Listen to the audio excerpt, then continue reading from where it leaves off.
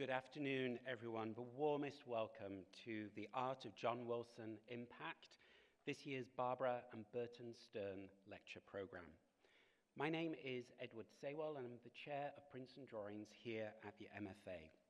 And it has just been fantastic over the last 5-10 minutes to feel the energy and excitement in the room today as we celebrate the opening this weekend in the Lois B. and Michael K. Torf Gallery of our exhibition, Witnessing Humanity, the Art of John Wilson, co-organized with the Metropolitan Museum of Art in New York. I know many of you have traveled far to be with us today. Family of John Wilson, friends, colleagues, past students, lenders, supporters, fans of John's work, and advisors to the exhibition, in particular the members of our Table of Voices advisory group, and our dear colleague Lisa Hodomarski, who has been a tireless advocate for this retrospective. All of you have been part of Team Wilson and played an integral role in the development of the exhibition and its related programming, and you have the deepest thanks from all of us at the MFA and the Met. I do want to take a moment to extend particular appreciation today to the immediate Wilson family of John's son and daughter, Roy and Erica, and their mum, John's widow, Julie. Now, it would be very indiscreet.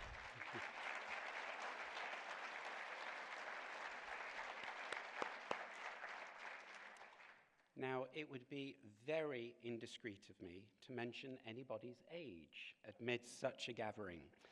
But what is remarkable and so special about today is that we have in our audience not just Julie, but also her sister Edna. And I will say with the utmost of discretion that between the two of them, they have almost 200 years on the clock.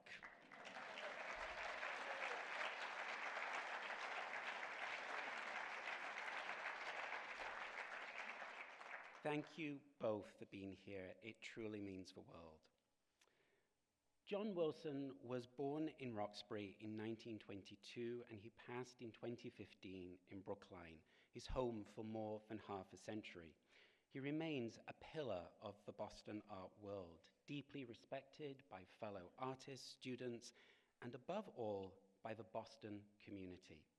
Wilson's monumental sculpture, Eternal Presence, commissioned in the early 1980s by Barry Gator, the director of the National Center of Afro-American Artists, for the grounds of that museum, is truly a landmark for the community of Roxbury and its residents.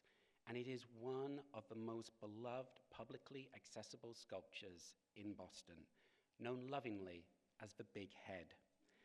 And Barry, I know you're here somewhere, thank you, because this exhibition truly rests on your shoulders and the decades-long commitment you have made to John Wilson's work.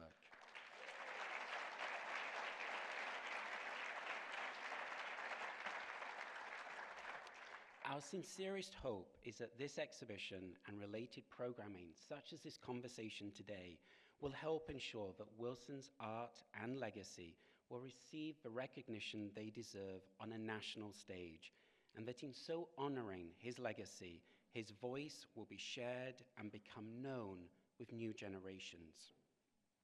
And now I'd like to introduce briefly our speakers for the afternoon.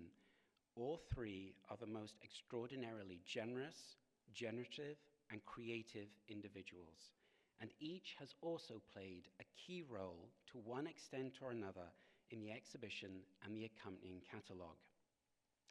Ekua Holmes, a lifelong resident of Roxbury, is an artist and community activist whose artwork touches the heart and the spirit as it explores themes of childhood, family bonds, memory, and resilience. She is also the Associate Director of the Center for Art and Community Partnerships at the Massachusetts College of Art and Design. Many here this afternoon may remember the MFA's exhibition in 2021 of Ekua's work.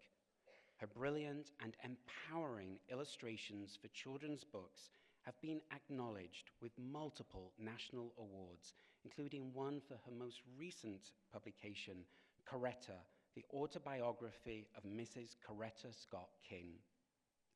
We are thrilled that Ekua wrote a deeply personal and beautiful essay for the exhibition catalogue, reminiscing on the importance of John Wilson's work to her own career path and the critical importance of books and reading to expand the mindsets of children and their parents alike in order to imagine a richer, safer, and more loving world.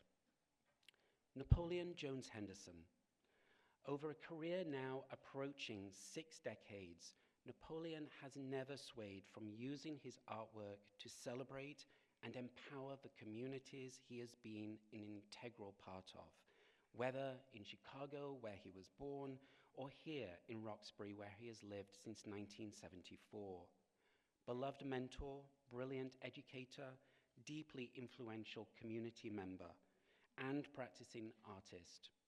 His work, be it woven tapestries, freestanding sculptures, or more intimate works on paper, all nourish and uplift, with their focus often around issues of Pan-Africanism and racial justice.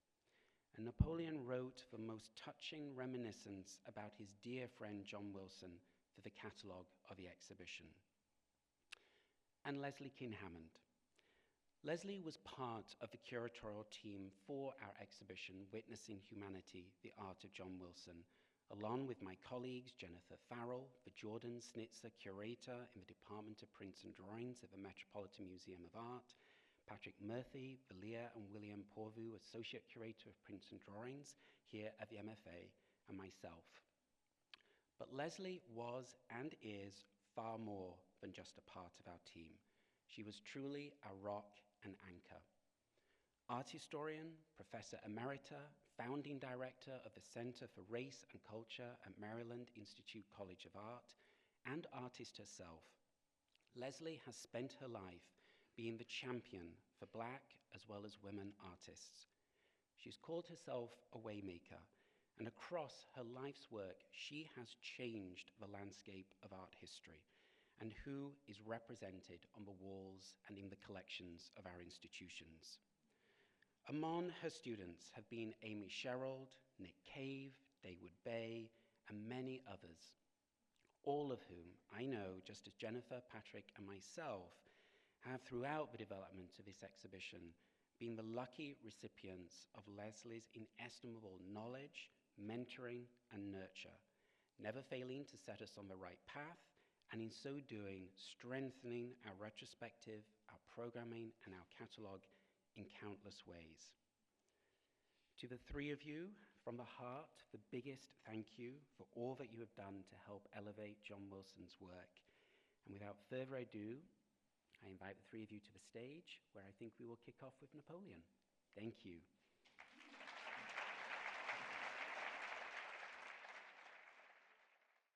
Hello? Oh. I thought I had to initiate this. Good afternoon. And I think the spirit of John has made it possible because we ducked right up under what they were forecasting was supposed to come here via the weather and the elements. And so we are all here graciously through the aegis of John Wilson's spirit.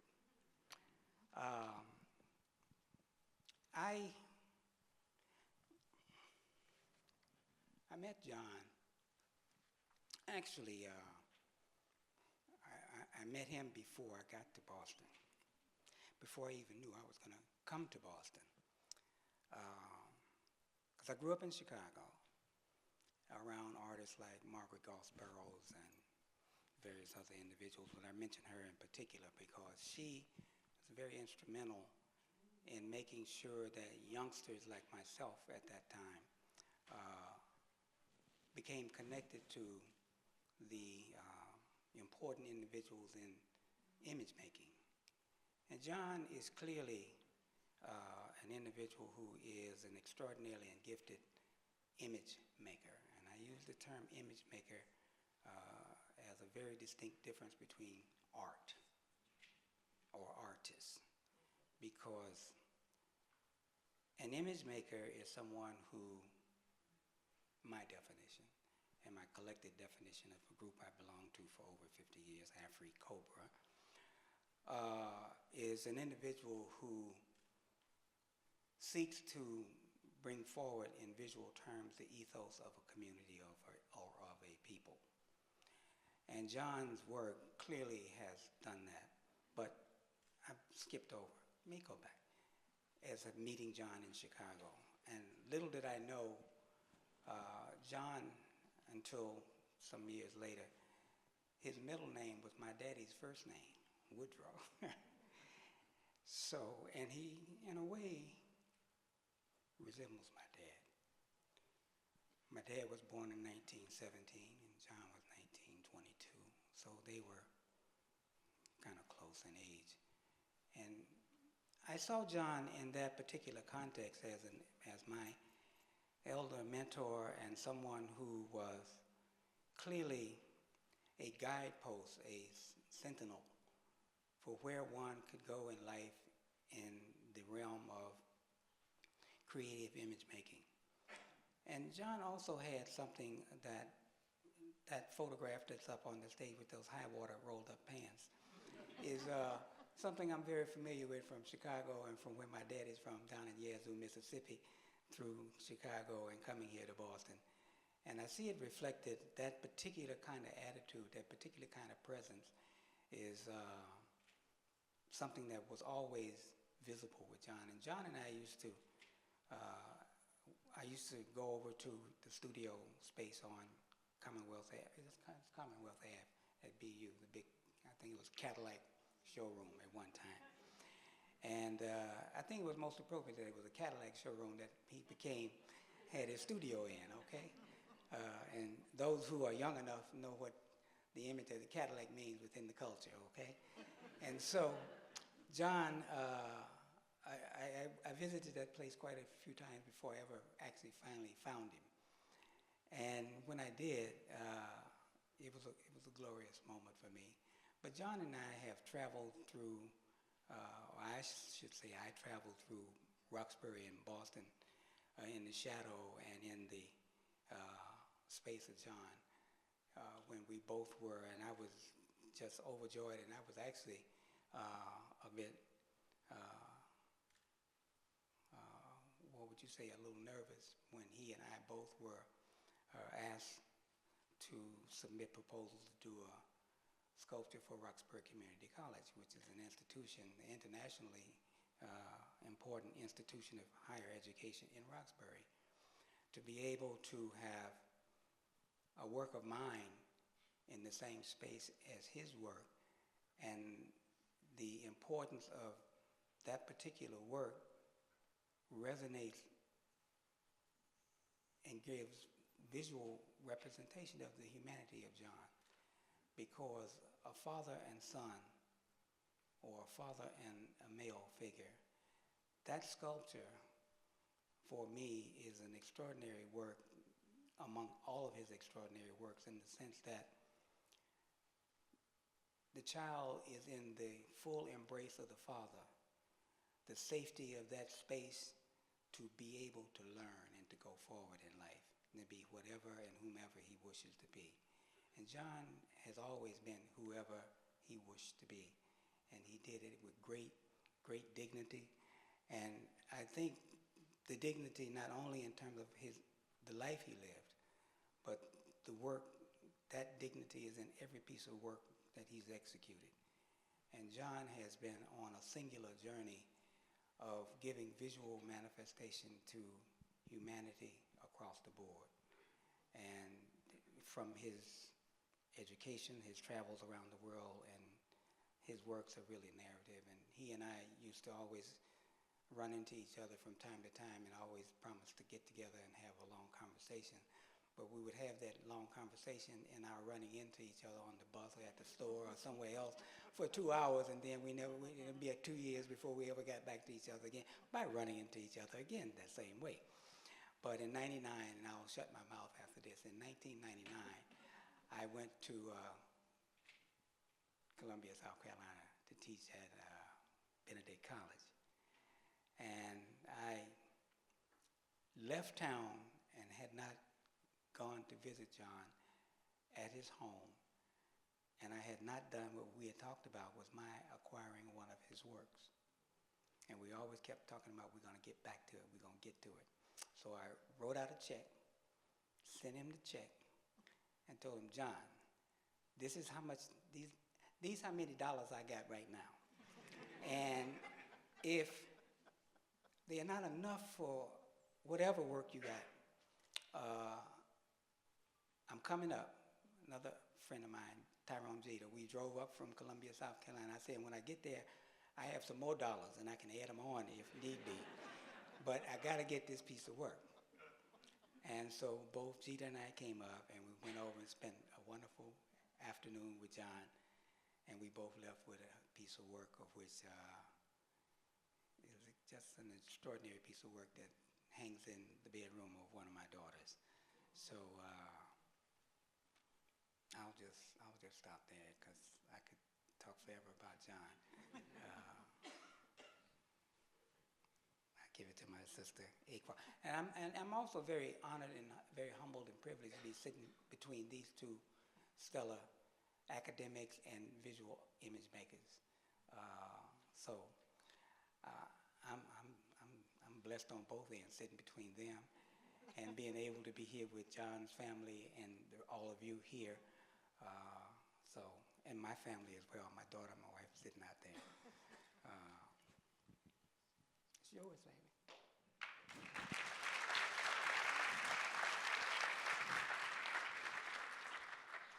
Good afternoon, everyone. My name is Ekua Holmes, as you probably know, and I want to echo first what Napoleon just said. It's such an honor to sit here and just have this sort of fireside chat or this art side chat that we're going to have this afternoon. I feel like I was a very, very fortunate young girl to grow up in Roxbury during the time that I did, because there were these giants in the arts that were walking down the street where I could access them and talk to them. And singularly, John was one of the most generous with his time. Over the years, we did many things together. He was in exhibitions that I put together. He allowed me to interview him for a booklet on the pioneers of public art in Roxbury. He sketched me to see how braids would go around a head, something like that he was doing. And I have to say that I was one of the worst models in the world, because it was so comfy and warm in the house over there at the Wilson house, and I kept dozing off. So he never had me back for a second opportunity, but I felt like that was also a great honor. But the first thing I remember, I think I met John through Becky, his daughter, who was from my generation, and she was very good friends with Claire Shaw, as I was. And I had had this experience of going to Claire's house. Now, in my house, we did not have any African-American art. We didn't have art at all. The closest that we came was the beauty shop calendar, the garage calendar, where we would see these idyllic black families in church or at Thanksgiving table. And I always spent a lot of time looking at those photographic images and imagining myself as parts of these families. But at Claire's house, there was black art created by John Wilson and Richard Yard, I remember in particular. And when I would go to visit her, I would always take some time to go visit those pieces of artwork, because it was the first time I had seen someone elevate the black child to worthy of a lithograph or a painting. And I thought to myself, because in my little heart then I knew that I wanted to be an artist, that maybe someday I could do pictures about childhood, about my childhood, and about my neighborhood the same way that John and Richard Yard did. Later on, I had the opportunity to put that piece, Street Children, in my collection, and you'll see it as one of the images that's going by today. In terms of the generosity, I also want to say, when I was younger, I thought of people who could make the kind of art that John made as almost like gods. to see his drawings, you know, compared to my little scribbles back then, he seemed like such an amazing talent and gift. But he was so down to earth and so accessible. He was an earthling just like me. And that's what let me know that if I worked the way that he worked, and I got to know sort of what his theories were and what he was trying to do, that I could also become an image maker. And I'm sure all of his students, some of whom I know, Fern Cunningham Terry, we have to talk about her as one of the two other artists in Roxbury who have done monumental works of public art in Roxbury. The other one is Fusumuzi Maduna.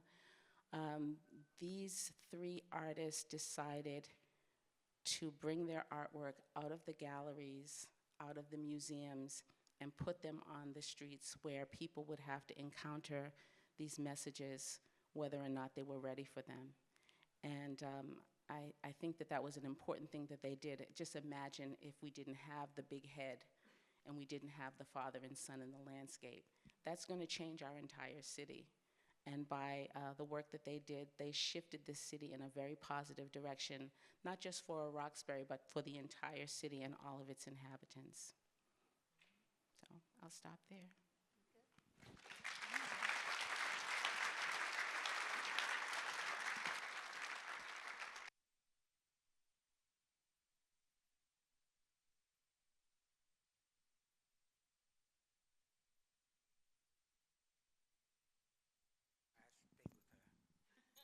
I need monitoring at all times. I've known him so long. I'm his second work wife. I am not from Boston, but I have had the privilege of being in and out of Boston throughout my whole career.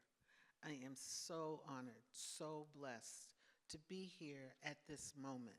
Because when I started in this discipline, in this field, I was a young, very nosy black girl.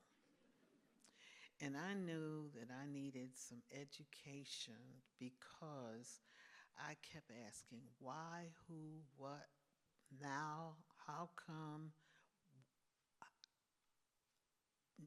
Really? You don't have any artists of color in these collections?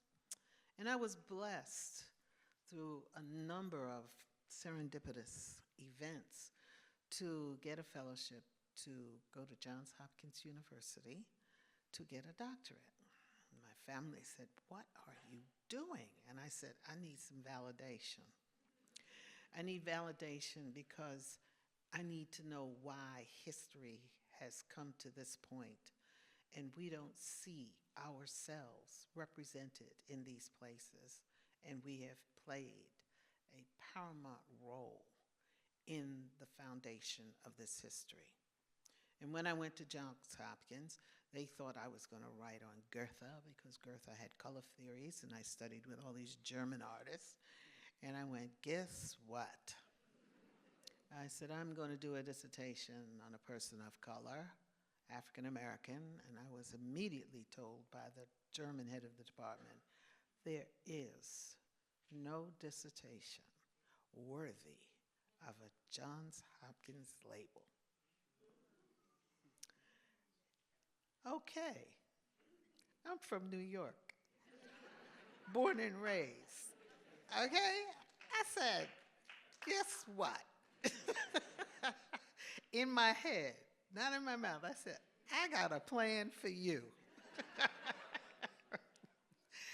Somehow or the other, I found out that there was an exhibition at the Baltimore Museum of Art on my way to do my docent work, giving back to the community, which had educated me as a public school person in New York. And I was working with the students, and I saw these images on the wall. And I went, wait a minute, and I went up and I looked at them real quick, and I looked at the date, and I looked at the name, and I said, who is William Henry Johnson? Florence, South Carolina, never heard from it. I'm Afro-Caribbean in my background, from Barbados. I don't know nothing about South Carolina. soon to find out I would know. Found out that the curator of that, and there's a point to this, the curator of that exhibition had been the first female curator at the Baltimore Museum of Art for more than 25 years, wrote the catalog raisonné on Mary Cassatt. And she was in Washington, D.C. I'm in Baltimore.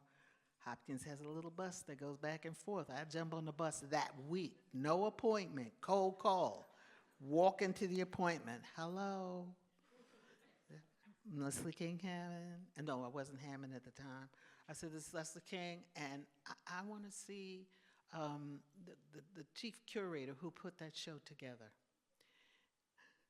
I was granted an audience. Her name was Adele Breeskin. She said, what can I do for you? I said, I saw the exhibition that you put together on this African-American artist, BMA.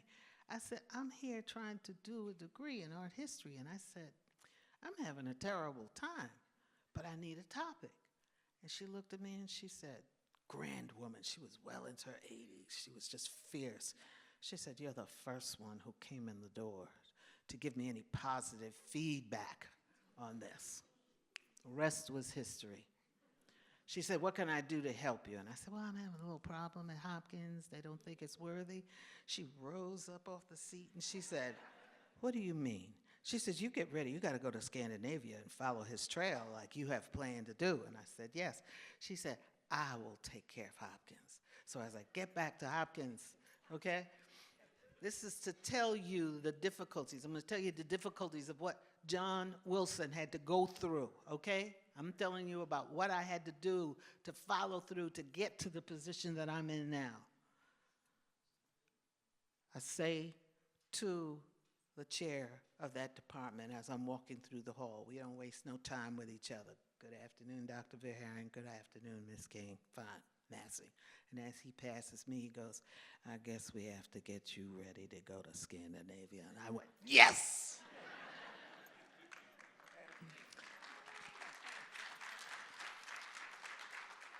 The point of that story is that as I moved into this field, which was so incredible, all right, there was nothing on the shelves. I couldn't find anything.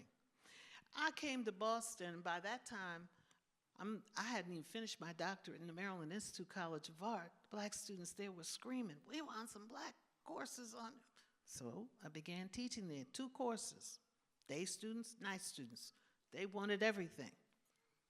Fine, I'm going through, talking, coming, and all of a sudden, while I was at Maryland Institute, a job came up. Just as I finished my doctorate, Dean of Graduate Studies. So I was Dean of Graduate Studies for nearly 4 decades, which allowed me to bring in, including one of my bestie alums.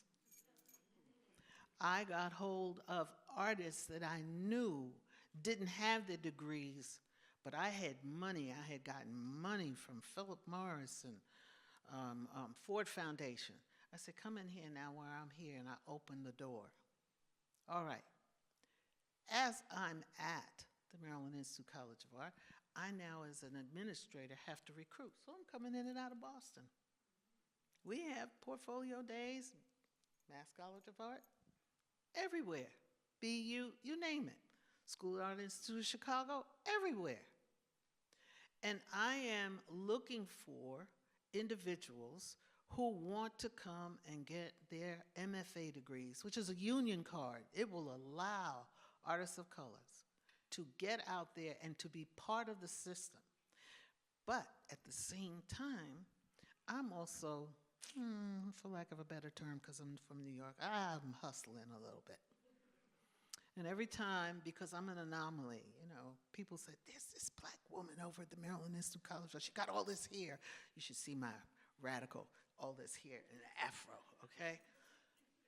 They said, she's over there teaching black art. So I had students coming from all the different colleges in the area, coming to learn. So I learned about John Wilson way back in the 80s. And I'm like, wow, there are so many histories untold, so many amazing, incredible stories. At that same time, I'm all of a sudden asked, I get this weird opportunity to do an exhibition called Black Printmakers in the WPA. All right? One of the images that you will see rolling through here is the streetcar scene. Sort of autobiographical with John sort of sitting there. And I get to include his work, even though he wasn't part of the WPA, but he was within that historical time period. Because WPA didn't last, it was and gone. It was a Roosevelt, FDR initiative to address the Depression, the Great Migration, the poverty that was going on. My father used to tell me how he would, living in Harlem, see people, men, selling on street corners pencils and apples. And if they weren't doing that, they were jumping off buildings, committing suicide. All right? So these are the stories that, are filling me as I am going through the archives looking for these works. The first image, and I bought an image from John Wilson directly at one of, I don't know if it was an NCA conference or something, or we were at the National Center. Well, I think it was at Barry. We were at Barry, okay? And you had a lot of artists there. And I got that print. The print I got was father and son, because I knew that was a rare image. I had studied all the art history of the world globally. Rarely did you ever see a black father and a son, a child, a man-child. John Wilson was my awakening. And so because of that, and because of my relationship at the school that I was at, because I was an anomaly, I was so different, other faculty would call me up and say, I have a student, I'm sending them to you. So I got to push through the doors of opportunity, so many artists. But all the time, I am watching John Wilson until one day I get a call from Lowry Sims. I don't know if you ever know who she was. She was the first African-American curator at the Metropolitan Museum of Art. She went on to be the president of the Studio Museum in Harlem and ended up with an endowed chair at the Museum of Art and Design. And she calls me up one day, Leslie, they're having this meeting at, MFA, Boston, and the Met, and they're doing this show, and she says, I don't do prints. Little snobby. And I said, okay. She says, I want you on the Zoom. I said, fine. So I had no idea what was going on until I realized they were going to do this major exhibition on John Wilson. For me, if I don't do another damn show in my career, this is the coup de grace.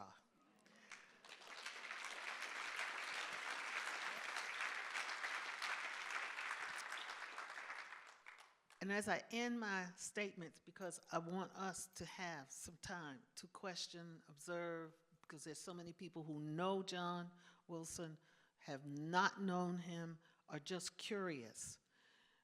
Those of you who get the catalog, I have the lead essay. Don't go there. Don't read that essay first. Read the essay by two sisters, Lisa and Leslie Farrington, who I have known for my entire career because my mother and their mother were nurses in the medical institutions, hospitals in New York City. And when I was recruiting for Hopkins, I got Leslie to come in. Leslie, the older sister, went on to become an OBGYN.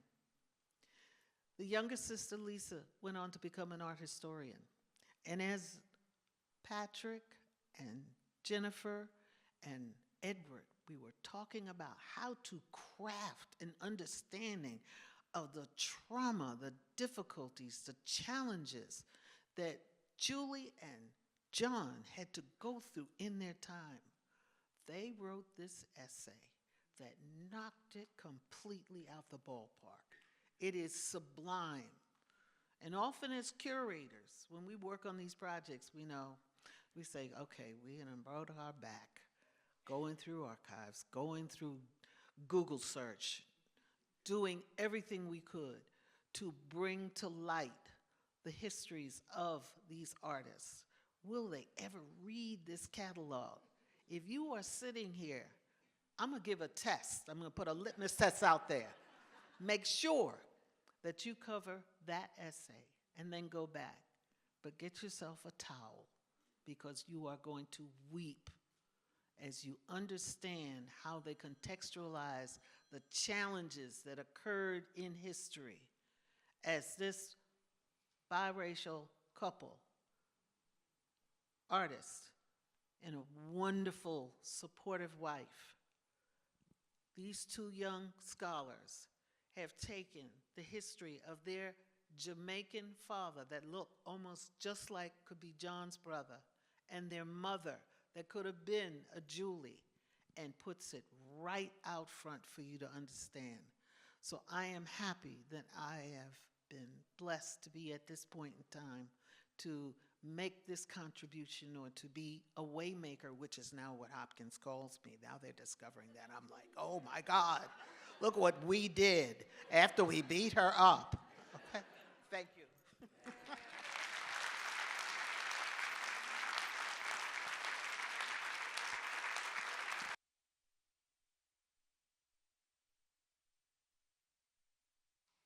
Okay, now, did I do it again? Did I do it right?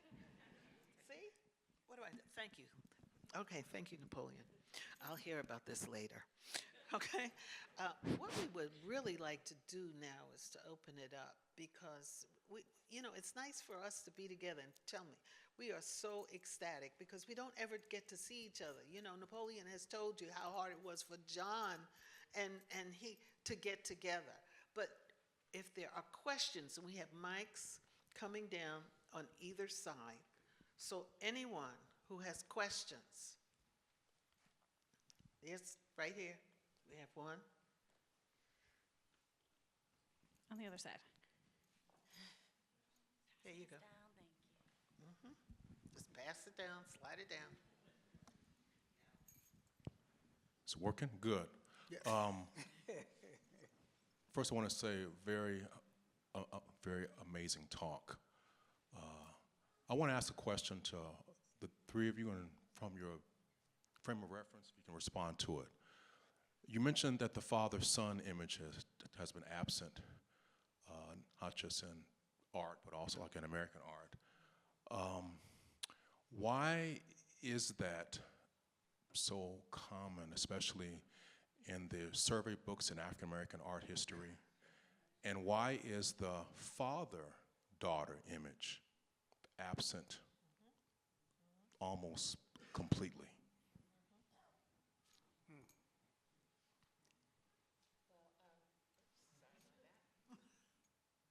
Thank you for that question. I would say that it has been absent, but with the work of John and artists like him, my generation of artists are including that imagery in our work. I have so many images of fathers with girls, fathers with boys, because it's an inspiration in the community. There's a lot of talk that goes around about what our fathers do and don't do, what Black fathers do and don't do. But I always say, when you hear things like that, look with your own eyes. What do you see?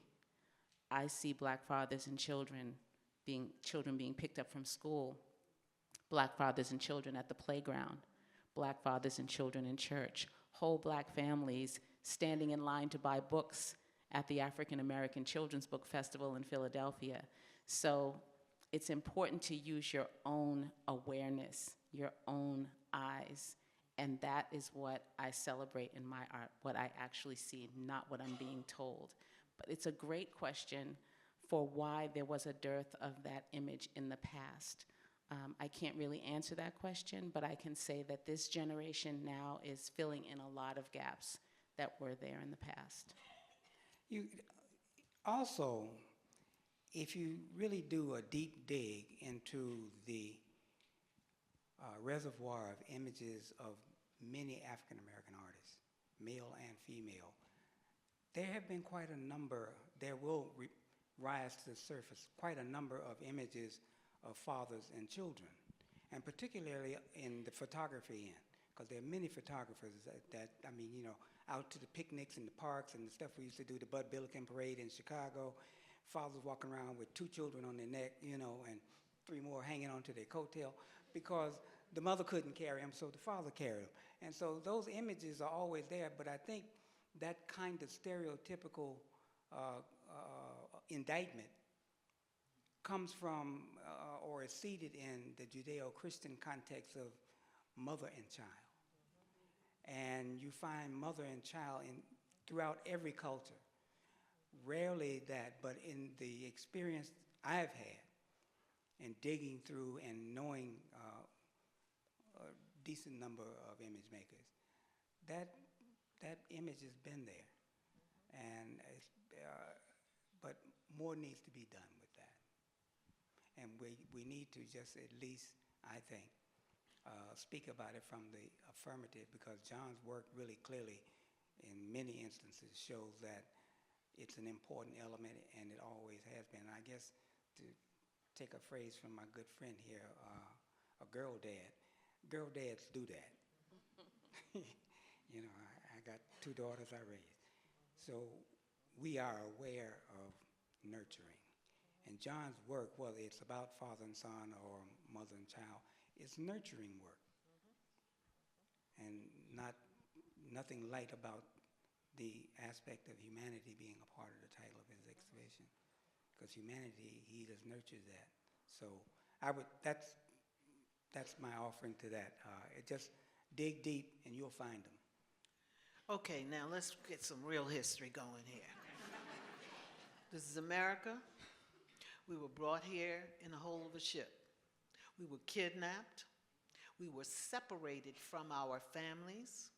When we arrived in this new world, not only had they been busy decimating the indigenous populations that had very strong foundations of family, the idea on the plantation was to keep us from family connectivity, from memory, from those things of kinship that would hold us together.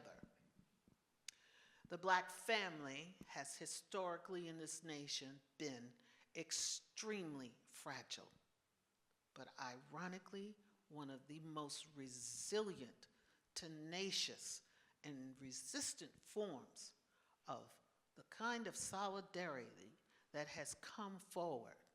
Now, let's go on the other side of this problem. Here you come in the aftermath of, and this is the 50-yard dash through history, African American art history. Here you come in the aftermath of the Civil War, Emancipation Proclamation.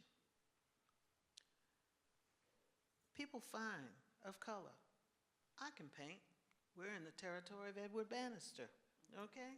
We had Philadelphia, Henry Tanner. We had a number of individuals, and Tanner did father and son images, all right? Banjo lesson, all right? That's why I want you to read that first essay, okay? Because she puts this in proper perspective, the Farrington sisters. What happens is that an artist has to support themselves.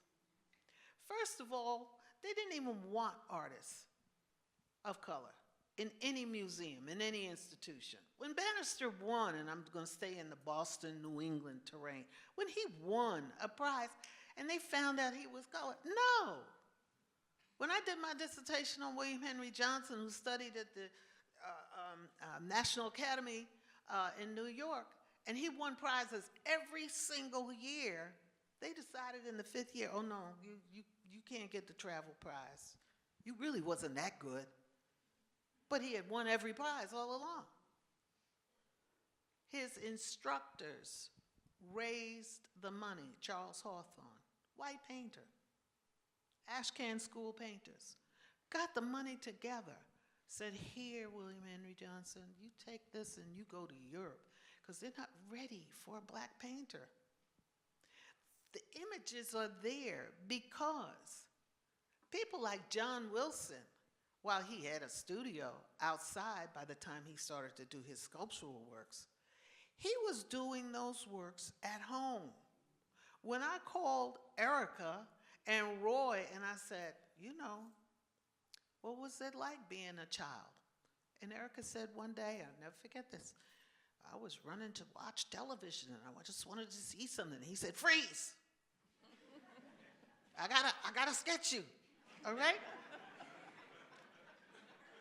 Or they be sleeping. And they want to get up. No, don't move. And when I talked to Roy said, I was a teenager, I was doing what teenage boys do, But in this show, we have included those images so that you see how John Wilson taught us how to transcend all of those issues.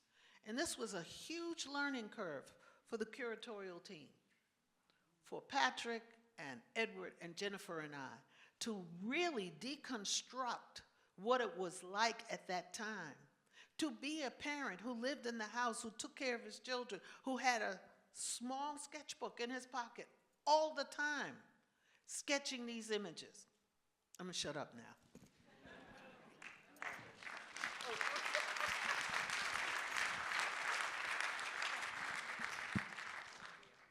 Yeah.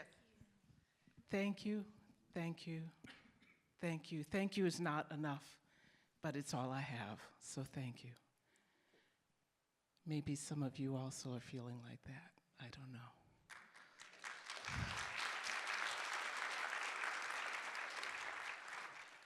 I want to ask you about John Wilson as an educator. My name, some of you know, is Sonia Whitehope. I'm the executive director of Sankofa Songs. We're a nonprofit organization that offers professional development in Afrocentric arts education.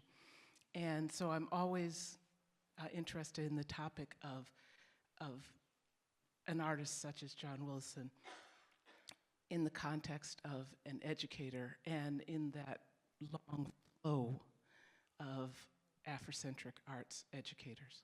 If you can speak to that, thank you very much. I already opened my mouth. Come on now, y'all. I'm sharing. You don't have a lot of experience? Okay. I want to say something about children and education. When I began to, and let me tell you, my life, if I had plotted it out, this wouldn't have been it. In fact, I started off life clueless. The only thing I knew was that I loved art, and I loved working in making and being with people. But then when I went to the library and couldn't find any history, I went, not good. I always believed, and I had two younger sisters, 10 and 11 years younger than me, I would torture them and bring them and make them do stuff, okay? And I would, when I got to higher academic levels, and people called, and this is Black, my artists in Baltimore call this Black Hysterical Month. They would call up looking for speakers to come to elementary schools, and I had no problem in going to talking to kindergartners. And the president and the provost of the school said, why are you going out here? Because they had this idea that, there was only a certain strata of the population that should come in and have access and privilege to this kind of education. I said, well, who are going to be the new collectors? Who are going to be the new stewards that come forward to be in museums to address these issues?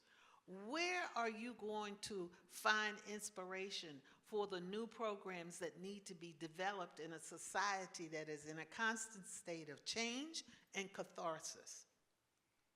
And so I didn't listen to anybody. I'd just go to the kindergartners.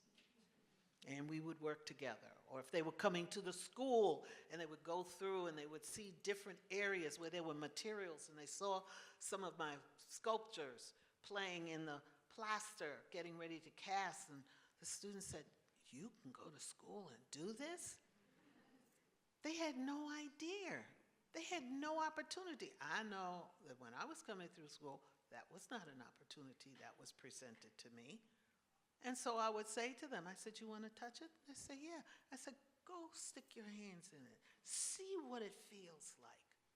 So now, with my nieces and nephews, I have 11 of them, grandnephews, I do doodle workshops with them.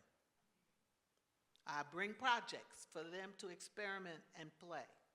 It is so critical for us in a time where they're banning books, where they're afraid of and burning books, and critical race studies or any kind of critical studies are being withdrawn, that we provide opportunities for young people to engage their imaginations. This is something that is so powerful because, as Ekua and Napoleon have said, contemporary artists now have these images that we're talking about, that John does, that are in the work. But at the time that artists were evolving, many of the artists, they have to make money, they have to sell. Who was going to buy a portrait picture of a father and a mother, a child? However, they are there. They talk about it. And the thing that is most important is that we have to find a way to make this available and accessible to the children of the generation who are going to be, hopefully, the saviors of this planet. Yeah, and that, to tag on to Leslie here, I'm on my way out to Portland, Oregon in a couple of weeks to do a one-week workshop with second graders. And they're the best, you know. And I've spent my whole career here in Boston, in the Boston Public Schools, with kindergartners, first graders, and second graders. When they get to 6th and 7th and 8th grade, they really think they're grown. And it's hard to get them to do anything. And they always will say, I can't do it, I can't draw. But the youngsters, the babies, they can do anything. They'll tell you that and they'll show you that. And moreover, for me, to your point, is that seeing me, a black man, in their presence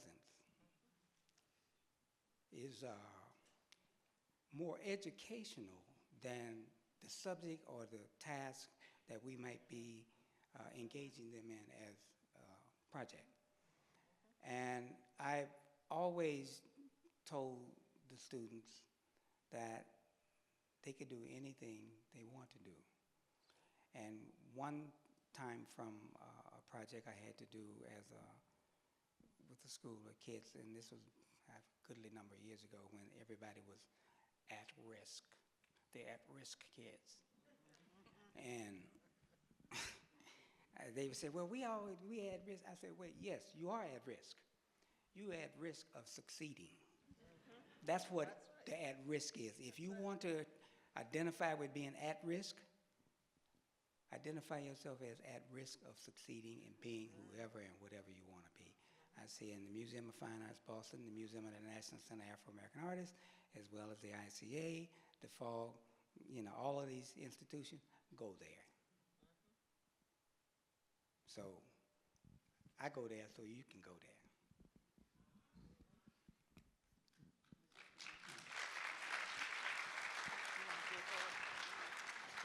We've got one last. Wasn't a question. It was just to say bravo.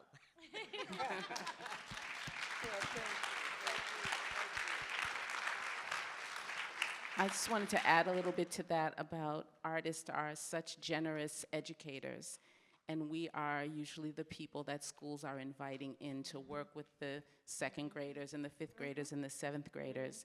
And the most successful workshops that I've been involved with through Mass Art, I run Spark the Artmobile, are human beings, adults who treat children like they're intelligent and that they can understand what's going on and that they do want to be successful and that they can be convinced that, yes, they can draw a straight line if they're taught how to draw one and any number of other things. So I feel like the arts community really does a big job. And from what I've heard about John as an educator through Bob Freeman and Fern Cunningham Terry, is that he was humorous but exacting, and he could make one little mark on your paper and it would change your life. So I always missed that I had that opportunity to work with him as an educator.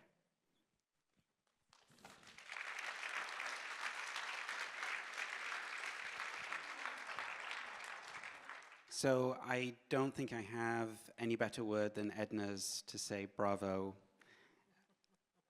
Ekua, Napoleon, Leslie, thank you so much. Now you have a better sense of how much fun and how extraordinary the last couple of years have been working with Leslie as well as with Napoleon and Ekua. 3 years. 3 years. So you know, 3 years it took us to put this together.